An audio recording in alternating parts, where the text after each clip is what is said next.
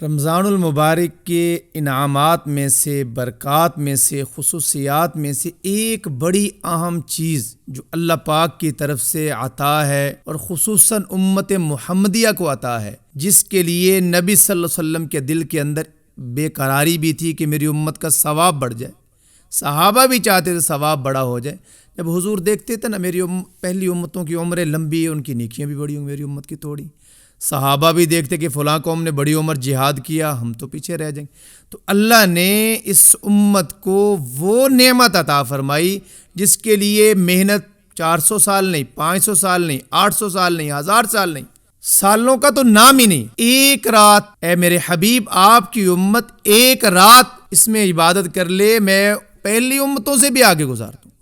یعنی اگر زندگی میں 10 12 15 20 بار اگر یہ رات وہ نصیب ہو جائے جس کو قرآن کہتا ہے شب قدر، انا انزلناہ فی لیلۃ القدر وما ادراک ما لیلۃ القدر، تم کیا جانو کہ لیلۃ القدر کیا ہے؟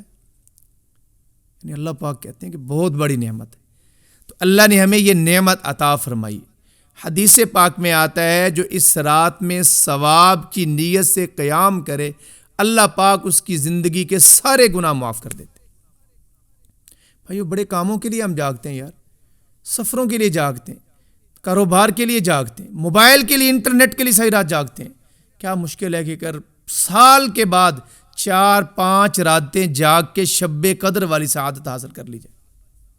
حدیث میں ہے کہ محروم شخص کو ہی اس سے محروم رکھا جاتا ہے، ورنہ ہر سعادت مند کو یہ رات نصیب ہو جاتی، شب قدر نصیب ہو جاتی، اور اس سے محروم وہی رہتا ہے جو حقیقت میں محروم ہو، جو ازلی بدبخت ہو، اللہ پاک اس کو شب قدر سے دور رکھتے ہیں۔ کہیں ایسا تو نہیں کہ میں ان بدبختوں میں شمار ہو رہا ہوں؟ تھوڑی تکلیف، تھوڑی مشقت، 1-2 راتوں کا جاگنا اپنے ذمے لے لیں۔ دیکھیں ایسے امت کے بے شمار افراد گزرے اور آج موجود ہیں جن کی پوری راتیں مسلوں پہ گزر جائیں۔ ایسے جوان ہوتے تھے جن کی راتیں مسلوں پہ گزرتی تھی۔ سانحہ ہو گیا جی ہمارے جوانوں کے ساتھ، تو ان کی راتیں تو انٹرنیٹ اور موبائل پہ اور گپ شپ پہ گزر رہی ہیں۔ تو راتیں مسلوں پہ، سیدنا عمر رضی اللہ عنہ ساری رات مسلح پہ، عثمان غنی رضی اللہ عنہ ساری رات مسلح پہ، علی المرتضیٰ ساری رات مسلح پہ، دیگر اکابر علماء بزرگان دین کی زندگیاں پڑھیں، پوری رات اور پوری زندگی جاگنا تھا۔ شب قدر ان کو کتنی زندگی میں نصیب ہوئی ہو۔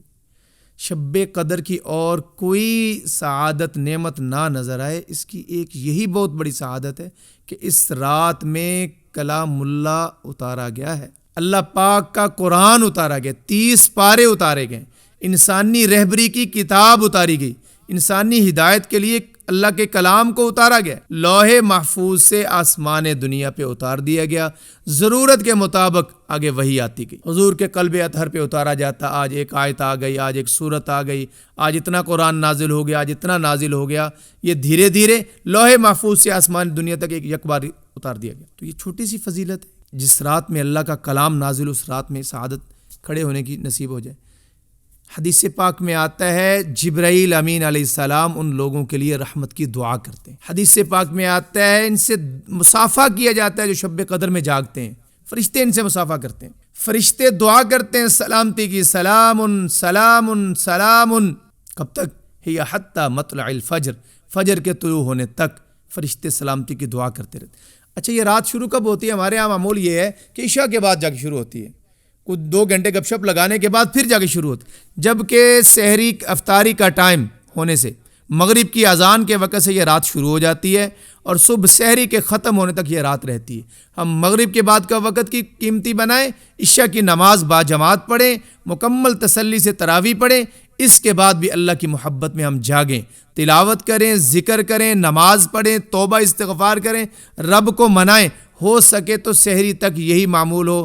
اگر جسم پہ گراں گزرے، بوجھ لگے، کچھ نہ کچھ آرام بھی کر لیا جائے، اکثر حصہ رب کے لیے جاگ لیا جائے۔ اللہ پاک نے اسی رات میں فرشتوں کو پیدا کیا، اسی رات میں اللہ پاک نے آدم علیہ السلام کا مادہ کو جمع کیا، اسی رات میں اللہ پاک نے جنت میں درخت لگائے، اسی رات میں اللہ پاک نے سیدنا عیسیٰ علیہ السلام کو آسمان پہ اٹھایا، اسی رات میں فرشتے سلام کی دعا کرتے، تمہیں سلامتی نصیب ہو، تمہیں سلامتی نصیب ہو۔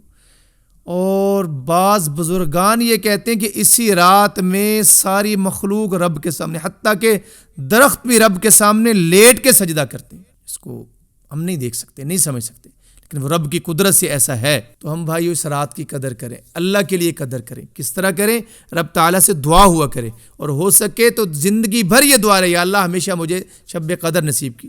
پورا رمضان یہ دعا ہو, یا اللہ مجھے شب قدر نصیب ہو. آخری عشرے میں ہر دعا کے اندر, افطاری اور سحری کی دعا کے اندر یہ بات شامل ہو, یا اللہ مجھے شب قدر نصیب فرما. یہ نعمت قدر دانوں کو نصیب ہوتی ہے, یہ نعمت قدر کی وجہ سے نصیب ہوتی ہے, اور یہ نعمت معمولی نہیں ہے. اللہ کی قسم مرنے کے بعد احساس ہوگا کس قدر کتنی عظیم کتنی بڑی نعمت ہے. اللہ مجھے بھی نصیب فرمائے, میرے دوستوں بھائیوں کو بھی نصیب فرمائے, ہم سب کو پوری امت کو اللہ یہ سعادت نصیب فرمائے. وآخر دعوانا الحمدللہ.